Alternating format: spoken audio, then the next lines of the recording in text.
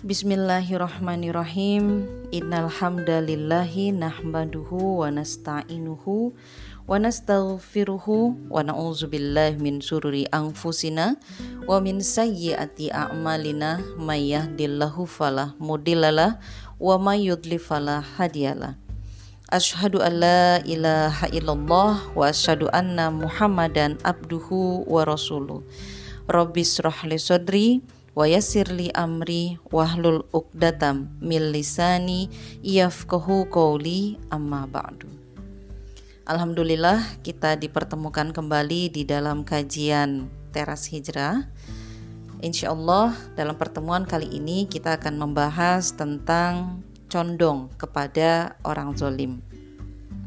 Apa itu yang dikatakan sebagai condong kepada orang zalim dan seperti apa larangan-larangan yang berkaitan dengan condong kepada orang zalim ini?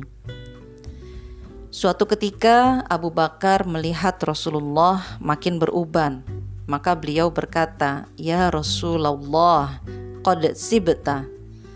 Wahai Rasulullah, sesungguhnya engkau telah beruban.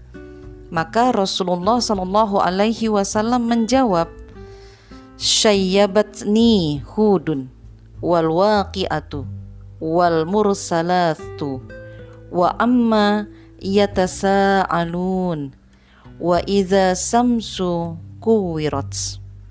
Aku dibuat beruban oleh surat Hud, Al-Waqi'ah, Al-Mursalat, Amma yatasa'alun, surat An-Naba, dan Iza samsu kuwirat, surat At-Takwir. Hadis riwayat At-Tirmizi. Syayyabatni Hudun wa akhawatuha. Menurut riwayat lain disebutkan, aku dibuat beruban oleh surat Hud dan saudara-saudaranya, menurut tafsir Ibnu Katsir. Dalam satu ayat dalam surat Hud, salah satu ayat di dalam surat Hud berbicara tentang larangan hati dari condong kepada orang zalim. Allah Subhanahu wa taala berfirman di dalam Quran surat Hud ayat ke-113. A'udzubillahi minasyaitonirrajim. Bismillahirrahmanirrahim. Wala tarkanu ilal ladzina zalamu fatamassakumun naru wa ma lakum min dunillahi min awliya'a thumma la tunsurun.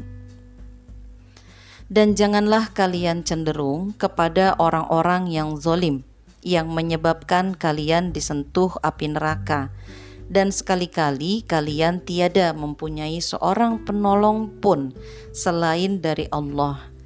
Kemudian kalian tidak akan diberi pertolongan. Imam Al-Qurtubi mengutip Ibnu Zaid bahwa ar-rukunu hunal idhanu. Makna dari ar-rukun atau cenderung dalam ayat ini adalah al-idhan atau menjilat. Tafsir Al-Qurtubi. Ayat ini memang berat walau hanya satu ayat ini saja. Hingga meskipun walau hanya ayat ini saja, kalau difikirkan betul-betul sudah cukup membuat rambut kita beruban. Apalagi jika ditambah dengan ayat-ayat yang lainnya. Bagaimana tidak berat? Lewat ayat ini Allah bukan saja melarang kita berbuat zalim, bukan sekedar melarang condong kepada kezaliman, namun melarang hati kita condong kepada orang yang berbuat zalim. Padahal orang yang berbuat zalim kadang-kadang adalah teman baik kita, atau mereka atasan kita, atau justru penguasa, dan Allah tetap mengancamnya dengan fatamassakumun nar. Api neraka akan menyentuh kalian. Na'udzubillah. Abu Muslim Al-Khawlani, seorang pemuka tabi'in dari Syam yang terkenal dengan kezuhutannya, beliau adalah orang yang dekat dengan Khalifah Muawiyah bin Abi Sufyan. Suatu ketika Muawiyah berdiri di mimbar pasca beliau menyetop pemberian subsidi dari Baitul Mal. Dari mimbar beliau berkata, Isma'u wa ati'u, dengarlah oleh kalian dan taatilah. Mendengar itu maka berdirilah Abu Muslim seraya berkata, La sam'a wa la ta'ata ya Muawiyah. Tidak wajib mendengar dan taat hai Muawiyah. Muawiyah bertanya, mengapa wahai Abu Muslim? Maka Abu Muslim menjawab, Kaifa tamna'ul ata wa innahu laisa min kaddiba wa innahu laisa min kaddika wala kaddi abika wala min kaddi ummika. Bagaimana engkau bisa menyetop subsidi padahal dia bukan hasil kerjamu, bukan hasil kerja engkau, bukan hasil kerja bapakmu, bukan pula hasil kerja ibumu. Muawiyah pun marah, lalu turun dari mimbar sambil meminta hadirin untuk menunggu di tempatnya masing-masing. Beliau pergi sejenak, kemudian datang setelah mandi lalu berkata, Sesungguhnya Abu Muslim telah berkata-kata dengan perkataan yang membuatku marah, dan sesungguhnya aku mendengar Rasulullah Shallallahu Alaihi Wasallam bersabda, Al-ghadabu minas syaitan, wasyaitanu khuliqa minan nar, wa innama tutfa an-naru bil ma'i, fa idza ghadiba ahadukum fal yaghtasil. Sesungguhnya marah itu dari setan, dan setan itu dicipta dari api. Dan sesungguhnya api dapat dipadamkan dengan air. Maka jika salah seorang kalian marah, maka hendaklah mandi. Dalam banyak riwayat, redaksinya fal yatawaddo, maka hendaklah dia berwudu. Dan aku masuk rumah lalu mandi. Abu Muslim benar, harta Baitul Mal bukanlah hasil usahaku, bukan pula hasil jerih payah bapakku dan ibuku. Maka kemarilah kalian untuk mengambil hak kalian. Kitab Mawaridud Dham'an li Durusiz Zaman.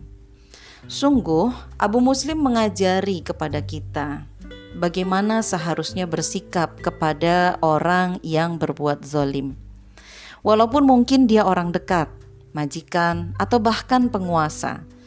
Pelajaran yang terasa semakin susah saat keteguhan sikap mulai langka, mudah luntur, tergerus oleh sumbangan, pujian, pangkat, jabatan, beasiswa, bahkan luntur dengan hanya diajak makan di istana. Kecondongan hati kepada orang yang berbuat zalim di samping akan mencelakakan diri pelakunya, juga akan menjadikan orang yang berbuat zalim semakin terjerumus ke dalam kezalimannya. Inilah yang dilarang di dalam Islam. Kita tidak boleh membiarkan kezaliman, bahkan cenderung untuk menyetujui, menyukai, mencintai kezaliman saja kita dilarang. Karena berarti kita akan membiarkan orang lain yang berbuat zalim itu semakin terjerumus dalam kezalimannya. Munculnya Fir'aun yang mengaku Tuhan tidak lepas dari kesalahan orang-orang sekelilingnya yang tidak mau mengingkarinya, tidak mau menasehatinya, tidak mau mendakwahinya, namun justru condong dan menjilatnya. Setuju, menyukai, itu dikatakan sebagai condong. Oleh karena itu Rasulullah Shallallahu Alaihi Wasallam menyatakan, wal yansur rajulu akhahu taliman au mazluman in kana zaliman falyanhahu fa innahu lahu nasrun fa in kana mazluman falyansurhu. Hendaklah seseorang menolong saudaranya sesama muslim yang berbuat zalim atau yang sedang dizolimi. Apabila ia berbuat zalim atau aniaya, maka cegahlah ia untuk tidak berbuat kezoliman. dan itu berarti menolongnya. Dan apabila ia dizolimi atau dianiaya, maka tolonglah ia. Hadis riwayat Muslim. Jika kepada orang zolim saja kita dilarang condong, lalu bagaimana sikap kita kepada orang yang melakukan kezoliman yang sangat besar, seperti kekafiran dan kesyirikan? Tentu lebih dilarang lagi. Maka kita tidak boleh mencintai, menyukai, condong terhadap orang-orang yang melakukan kekafiran, melakukan kesyirikan, dan juga melakukan kezoliman. Demikian kajian kita di Teras Hijrah. Kita akan bertemu lagi di dalam kajian kita yang lainnya. Kita tutup dengan pembacaan doa kafaratul majlis. Subhanakallahumma wa bihamdika asyhadu an la ilaha illa anta astaghfiruka wa atubu ilaih. Billahi taufiq wal hidayah. Assalamualaikum warahmatullahi wabarakatuh.